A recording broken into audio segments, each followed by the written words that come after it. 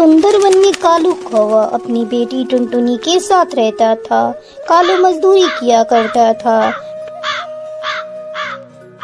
टुनटुनी रोज अपने पिता के लिए भोजन लेकर जाती थी। एक दिन टुनटुनी को भोजन लेकर जाने में देर हो गई। क्या बात है कालू भाई, आज तेरी बेटी भोजन लेकर नहीं आई? तभी टुनटुनी भागती हुई वहाँ पहुँचती है। पिताजी माफ करना, आज मुझे आने में देर हो गई। टूनी और राजू को स्कूल से आने में देर हो गई थी। मर क्यों नहीं जाते तेरे बच्चे? तेरे बच्चों की वजह से आज मुझे भोजन करने में देर हो गई। चल उठा अपना ये भोजन और भाग जा यहाँ से। नहीं खाना मुझे ये भोजन। तेरे मनहूस बच्चों ने मेरा जीना आराम कर रखा है। पिताजी आप मुझे कुछ भी कह लो, पर मेरे बच्चों को कुछ मत कहो। हुई घर चली जाती है। इस तरह कुछ दिन बीत जाते हैं। एक दिन टुनटुनी अपने बच्चों को स्कूल से लेकर घर आ रही थी। तभी रास्ते में तेज बारिश होने लगती है। राजू पिंकी आओ, हम लोग थोड़ी देर इस पेड़ के नीचे रुक जाते हैं। जैसे ही बारिश बंद होगी हम घर चलेंगे। टुनटुनी देखती है उस पेड़ के नीचे एक बच्ची पहले से ही खड़ी होकर रो रही थी। क्या हुआ, तुम क्यों रो रही हो? आंटी, मेरा घर बहुत दूर है। आज मेरे पापा मुझे लेने स्कूल नहीं आए। अब मैं घर कैसे जाऊंगी? मुझे तो घर का रास्ता भी नहीं मालूम। मत रो बेटा, मैं तुम्हें तुम्हारे घर छोड़ दूंगी। तभी राजू कहता है, माँ मैं जानता हूँ इसका घर, ये मुखिया जी की पोती है। फिर टुनटुनी उस बच्ची को उसके घर पहुँचाने जाते। आपका बहुत बहुत धन्यवाद, आपने मेरी पोती को सही सलामत घर पहुंचा दिया। आपका ये उपकार मेरे ऊपर कर्ज रहेगा।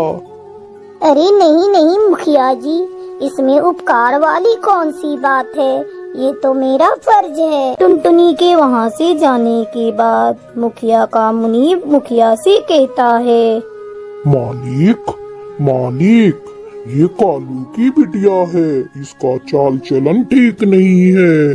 बिन ब्याही 2 बच्चों की माँ बन गई है। आप इससे सुनहरी बिटिया को दूर ही रखें। लेकिन उस दिन के बाद से मुखिया जी की पोती टुनटुनी से घुल मिल जाती है, जिद करने लगती है। दादाजी दादाजी, मुझे माँ चाहिए, मुझे टुनटुनी माँ चाहिए। ये तू कैसी बातें कर रही है सुनहरी? खबरदार, जो तूने उस उल्टा का नाम भी लिया तो। सुनहरी बीमार पड़ जाती है। मजबूर होकर मुखिया अपने बेटे हरि प्रसाद की शादी टुनटुनी से करवा देता है। को लेकर अपने ससुराल में आ जाती है। टुनटुनी को माँ के रूप में पाकर सुनहरी की बीमारी छूमंतर हो जाती है। धीरे धीरे समय बीतने लगता है। एक दिन हरि प्रसाद टुनटुनी से पूछता है, टुनटुनी मुझे सही सही बताना, ये दोनों बच्चे तुम्हारे हैं या किसी और के? क्योंकि तुम एक बेहद ही संस्कारी चिड़िया लगती हो, तुम गलत तो कर ही नहीं सकती। आपने बिल्कुल ठीक कहा जी, ये बच्चे मेरे पिता के नाजायज बच्चे हैं। इनकी माँ इन्हें मेरी गोद में डालकर मर गई। तब से मैं इन बच्चों को माँ और बाप दोनों का प्यार दे रही हूँ। मेरी बच्ची को तुमसे अच्छी माँ और कोई नहीं मिल सकती थी। फिर टुनटुनी खुशी खुशी अपने तीनों बच्चों को पालने लगती है। रामपुर के जंगल में टुनटुनी चिड़िया अपनी सास और अपनी ननद के साथ रहा करती थी। टुनटुनी चिड़िया का पति बंटी कबूतर बहुत ही कम पढ़ा लिखा था, जिसकी वजह से वह मजदूरी का काम किया करता था और मजदूरी करने से उसे जो पैसे मिलते थे उसी से वह किसी तरह अपने परिवार का पेट पाल रहा था। एक दिन टुनटुनी चिड़िया अपनी सास कहती है, माँ जी आपको तो पता है ना कि मैं माँ बनने वाली हूँ। माँ जी मुझसे अकेले घर का सारा काम नहीं होता।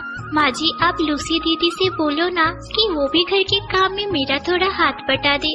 वह तो दिन भर बस फोन पर ही बात करती रहती है। अरे तू कौन होती है देखने वाली कि मेरी बेटी क्या कर रही है और क्या नहीं। मेरी बेटी घर के काम नहीं करेगी, वह घर की नौकरानी नहीं है। तू इस घर की बहू है तो तुझे ही इस घर का पूरा काम करना पड़ेगा।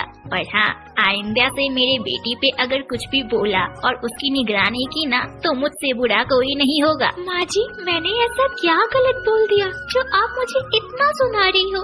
कल को जब दीदी की शादी होगी और वो गर्भवती होगी तब उन्हें पता चलेगा। तुझे इस बारे में सोचने की कोई जरूरत नहीं है। मैं अपनी बिटिया की शादी बहुत ही अमीर घर में करूँगी जिससे उसे घर के काम नहीं करने पड़ेंगे। उसके घर में तो हजारों नौकर चाकर होंगे। अब तू ज्यादा बहस मत कर, जा जाकर काम कर। हे भगवान, ये कल मुही तो मेरी बेटी के पीछे ही पड़ गई है। जब से यह कुलक्षणी मेरे घर में आई है मेरी घर की लक्ष्मी ही रूठ गई है। तभी टुनटुनी चिड़िया का पति बंटी कबूतर काम करके घर वापस आता है।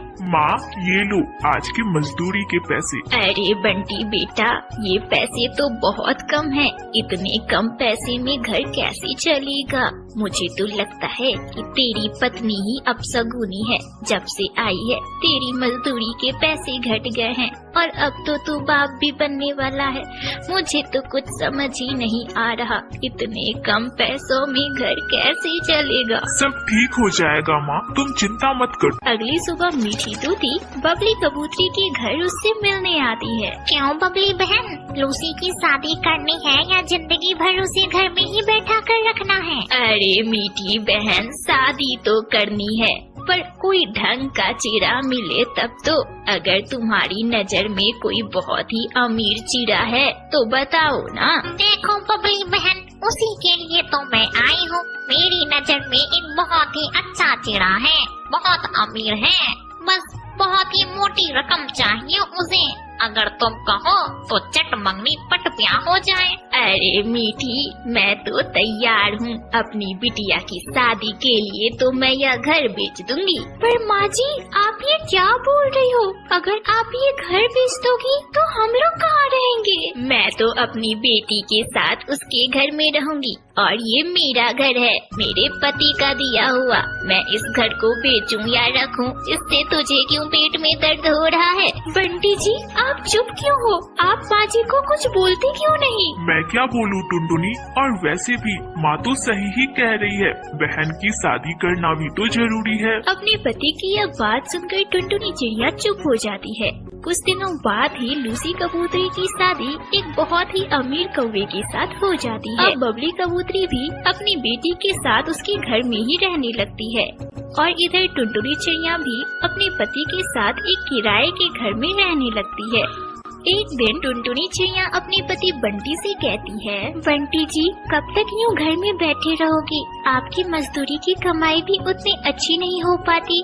बंटी जी मैं बहुत ही अच्छा पिज्जा बनाती हूँ। अगर हमारे बनाए हुए पिज्जा पक्षियों को पसंद आने लगे तो हमारी बहुत अच्छी आमदनी हो जाएगी। बंटी जी हम दोनों मिलकर कल से जंगल में पिज्जा बेचेंगे और देखना हमारी बहुत अच्छी आमदनी होगी, आपकी मजदूरी के पैसों से कई ज्यादा। ठीक है टुनटुनी, अगर तुम्हें ऐसा लगता है तो पिज्जा बेचने में क्या है, एक बार इसे भी करके देखते हैं।